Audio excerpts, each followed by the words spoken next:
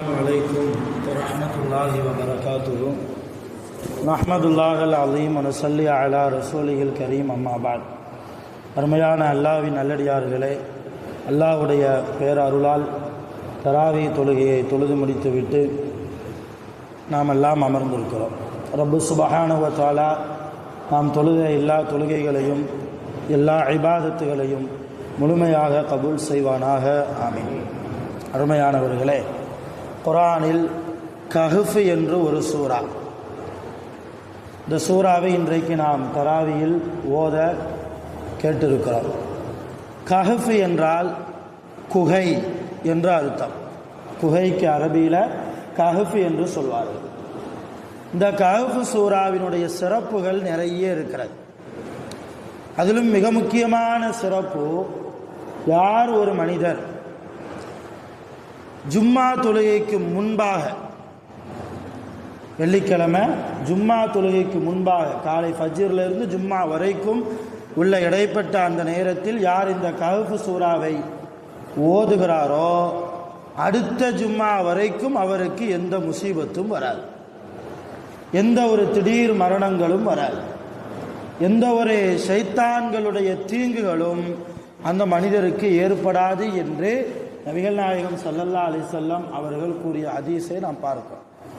அதனாலே நிறைய விவரம் தெரிந்தவர்கள் எல்லாம் ஜும்மாவுக்கு சீக்கிரமாகவே வந்து இந்த கஹ்ஃப் சூறாவை ஓதி முடிப்பார்கள். ஒவ்வொரு ஜும்மாவிலும் ஒரு வாரம் முழுக்க அல்லாஹ்வுடைய பாதுகாப்பு இந்த சூறாவின் மூலமாக கிடைக்கிறது என்றால், இன்ஷா அல்லாஹ் இதுவரைக்கும் தெரியாமல் இருந்தால் வரக்கூடிய ஜும்மாவில் இருந்தாவது குர்ஆன் ஓத தெரிந்தவர்கள் கொஞ்சம் சீக்கிரமாகவே பள்ளிவாசலுக்கு வந்து ஜும்மாவுக்கு முன்னால் கஹ்ஃப் சூறாவை ஓதி முடித்தால் அடுத்த ஜும்மா வரைக்கும் அல்லாஹ்வுடைய பாதுகாப்பு இருக்கிறது என்பதை உணர்ந்து நாம் ஓத வேண்டும்.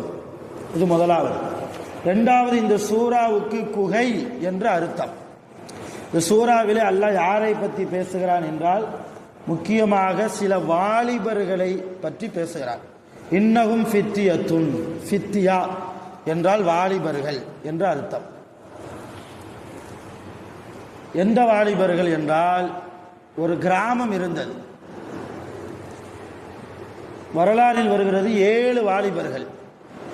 இந்த 7 பேரை தவிர அந்த கிராமவாசிகள் எல்லோருமே அல்லாஹ்வுக்கு இணை வைத்து இருந்தார்கள். அல்லாஹ்வுக்கு பிடிக்காத காரியத்தை செய்து வந்தார்கள். ஹராமான காரியங்கள் எல்லாம் அவருடைய வாழ்க்கையில் வந்தது. ரொம்ப உச்சகட்டமாக சிலைகளை, விக்கிரகங்களை எல்லாம் வணங்க ஆரம்பித்தார்கள் அந்த கிராமவாசிகள். இந்த 7 வாலிபர்கள் மட்டும்தான் மிகச்சரியாக அல்லாஹ்வை புரிந்து வைத்திருந்தார்கள், அல்லாஹ்வை மட்டும் வணங்கி வந்தார்கள். இந்த 7 வாலிபர்களும் கிராம மக்களிடத்தில் எவ்வளவோ எடுத்து சொன்னார்கள், அல்லாஹ்வை மட்டும் வணங்குங்க, ஹராமான பாதையில் நீங்கள் போக வேண்டாம், அல்லாஹ்வுக்கு எந்த இணையும் நீங்கள் வைக்காதீர்கள் என்று எவ்வளவோ தாவா செய்து பார்த்தார்கள். கிராம மக்கள் கேட்பதாக இல்லை. ஒரு கட்டத்திற்கு மேலே அந்த வாலிபர்களுக்கு அந்த கிராம மக்கள் எல்லாம் சில நேரங்களில் துன்பமும் கொடுத்தார்கள், சில வேதனைகளையும் செய்தார்கள். அதனால் அந்த கிராமத்தின் மீது அதிருப்தி அடைந்த அந்த வாலிபர்கள் ஒரு முடிவு செஞ்சாங்க.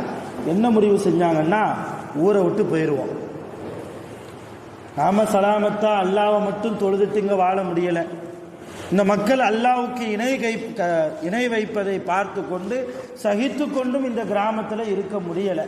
அதனால் இந்த கிராமத்தை விட்டு என்ன செஞ்சிருவோம், வெளியே போய் நாம் அல்லாஹ்வை வணங்கிக்கிடலாம் என்று சொல்லி கிராமத்தை விட்டும் வெளியே போகிறாங்க.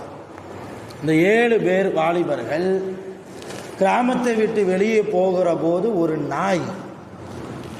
நாய் அந்த வாலிபர்களை பின்தொடர்ந்தே போனது. இதை பார்த்த அந்த வாலிபர்கள் நாயை எப்படியெல்லாமோ விரட்டி பார்த்தாங்க, கல்லை விட்டு அடித்து பார்த்தாங்க, என்னமெல்லாமோ ஒரு நாயை விரட்டுறதுக்கு என்னென்ன செயல் இருக்கோ எல்லா செயலையும் செஞ்சு பார்த்தாங்க. அந்த நாய் இந்த 7 பேரை விடுற மாதிரி தெரியல, பின்னால் தொடர்த்தி கொண்டே போகுது. அல்லாஹ் அதையும் சொல்றாவ, கல்புகும் பாசித்துன் திராஇஹி பில் வசீத் என்கிறான் அல்லாஹ். கல்புனா நாய், கல்புனா உள்ளம், கல்புனா நாய். இந்த அரபி வார்த்தையை சரியா உச்சரிக்கணும். கல்ஃப் காஃப் 2 புள்ளி வச்ச காஃபை உச்சரிச்சா கல்புன்னு வந்தா உள்ளம் இதயம். வெறுமன காஃப் புள்ளியே இல்லாத காஃப் வச்சு உச்சரிச்சா நாய் 4 கால் பிராணின்னு அர்த்தம். இப்போ கல்புகம் அவர்களோடு அந்த நாயும் போனது. இப்போ அந்த 7 வாலிபர்கள் எவ்வளோ விரட்டி பார்த்தாங்க, அந்த நாய் போகிற மாதிரி தெரியல, பின்னாடி வந்துச்சு. சரி வந்தால் வந்துட்டு போட்டுன்னு விட்டுட்டாங்க. கடைசியில் எங்கே போனாங்கன்னா ஒரு குகையில் போய் தங்குவதற்காக, கொஞ்ச நேரம் ஓய்வெடுப்பதற்காக போய் உட்கார்ந்தாங்க. அந்த நாயும் அந்த வாலிபர்கள் படுத்திருக்கிற போது அவர்களுக்கு முன்னால் அந்த நாயும் பாசித்துன் திராஇஹி பில் வசீத், திரானா எனது முட்டுக்கால், தன்னுடைய முன்னங்காலை விரித்து கொண்டு அந்த நாயும் அந்த வாலிபர்களுக்கு பாதுகாப்பாக படுத்து கொண்டது. எப்போ வரைக்கும் படுத்தாங்க? 300 ஆண்டுகள் படுத்தாங்க. 300 வருஷம் அல்லாஹ் தூக்கத்திலே போட்டான். 300 ஆண்டுகளுக்கு அப்புறம் 300 ஆண்டுகள் அந்த வாலிபர்கள் மட்டும் படுக்கல, வாலிபர்களோடு சேர்த்து அந்த நாயும் படுத்தது. 300 வருஷத்துக்கு அப்புறம் அல்லாஹ் முழிப்பை கொடுத்தான். எந்த சொன்ன பார்த்தாங்க, எப்படி தூங்கினாங்களோ அப்படியே இருந்தாங்க. அவங்க தூக்கத்திலிருந்து விழிப்பு வந்ததும் மலக்குல் மௌத் வந்தாரு. இஸ்ராயில் அலைஹிஸ்ஸலாம் அந்த வாலிபருடைய ரூகையை வாங்கிட்டு போயிட்டாரு, அந்த நாயுடைய ரூகையும் வாங்கிட்டு போயிட்டார். காலப்போக்கில் அந்த வாலிபர்களுடைய ஜனாசா அப்படியே இருந்தது, அந்த குகையிலேயே இருந்தது. அழுகலை, எந்த ஒரு துர்நாற்றமும் வரல. அந்த நாயுடைய மையத்து கூட அப்படியே இருந்தது. வரலாறுல அப்படித்தான் இருக்குது. அந்த வழியா பிரயாண கூட்டம் வந்தபோது இந்த குகையை பார்த்து, குகைக்கு பக்கத்தில் ஏதாவது ஓய்வெடுப்பதற்கு இடம் இருக்கிறதா என்று பார்க்க ஒரு கூட்டம் வந்தது, பிரயாணி கூட்டம். அந்த கூட்டத்தாருடைய பார்வையில் அந்த வாலிபர்களுடைய மையத்தை அல்லாஹ் காண்பிச்சு கஸ்தூரி மனம் கமலக்கூடிய அளவுக்கு ஒவ்வொரு வாலிபர்களுடைய ஜனாசாவும் இருப்பதை உணர்ந்த அந்த வாலிபர்கள் அங்கேயே என்ன செஞ்சாங்க, சில பேர் அங்கே சில வாலிபர்களை அங்கே அடக்க செஞ்சாங்க, சில வாலிபர்களை இந்த மாதிரி கஸ்தூரி மனம் கமலக்கூடிய ஒரு மனிதருடைய ஜனாசா எங்கள் ஊரில் அடக்கம் செய்யப்பட்டால் ஊருக்கே பறக்கத்து என்று சொல்லி சில பேர் அங்கே கூட்டு போய் ஜனாசாவை அடக்கம் செஞ்சிட்டாங்க. அப்படி வரலாறு வருது. இப்போ என்ன விளங்குறோம் அப்படின்னா, சில விஷயம் இந்த படிப்பினை இந்த சூறாவில் இருக்குது. அல்லாஹ்வுக்கு நல்லடியார்களாக மாறுகிற போது அல்லாஹ் மிக அருமையான மரணத்தை நமக்கு தருகிறான்.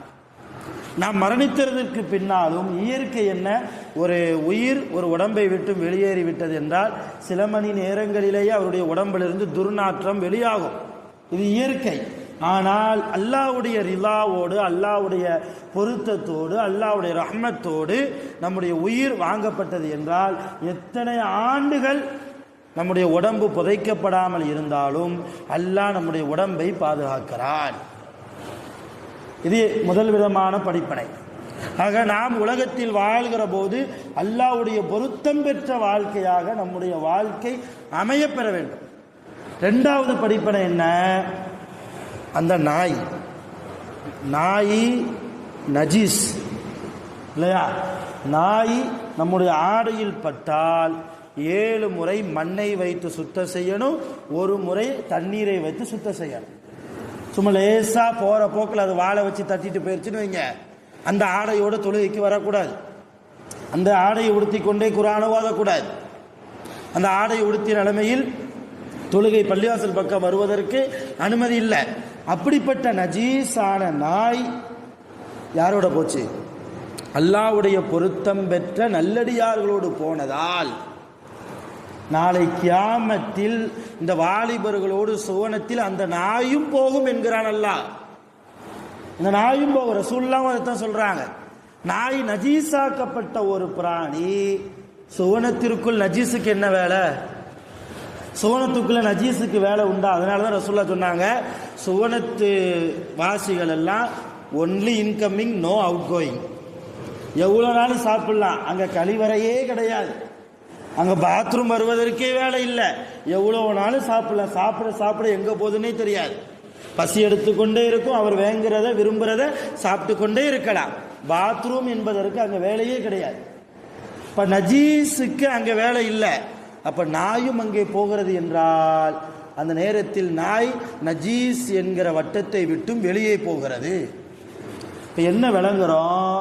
நல்லடியார்களுடைய தொடர்பில் நாம் இருந்தால், சாலிஹீன்களுடைய தொடர்பில் நாம் இருந்தால், எப்படி ஒரு நஜீஸாக்கப்பட்ட நாய் நாளை சுவனத்திற்கு வாலிபர்களோடு போகிறதோ அதை போன்று அல்லாஹ் நாம் என்ன பாவங்கள் செய்தாலும் நாம் யாரோடு தொடர்பில் இருந்தோமோ அப்படிப்பட்ட சாலிஹீன்களோடு, சாலிஹீன்களுடைய பரக்கத்தால் நம்முடைய பாவங்களை அல்லாஹ் மன்னித்து நம்மையும் அவர்களோடு சுவனத்திற்குள் நுழைக்கிறான்.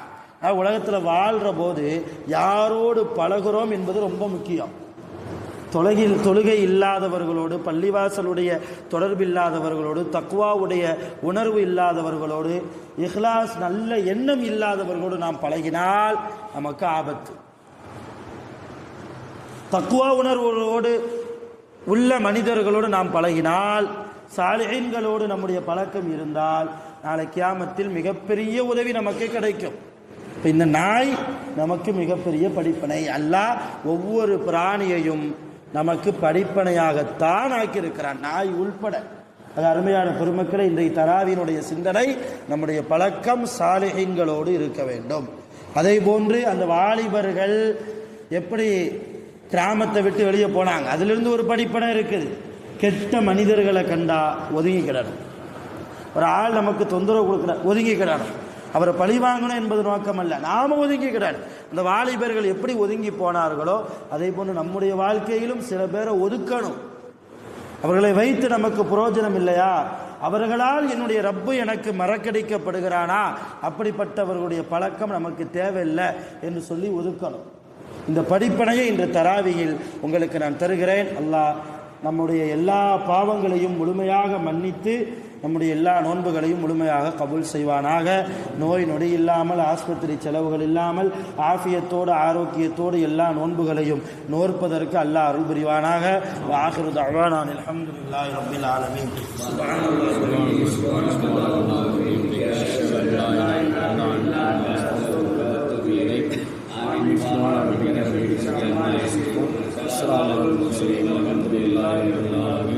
sallallahu alaihi wasallam sallallahu alaihi wasallam sallallahu alaihi wasallam sallallahu alaihi wasallam ya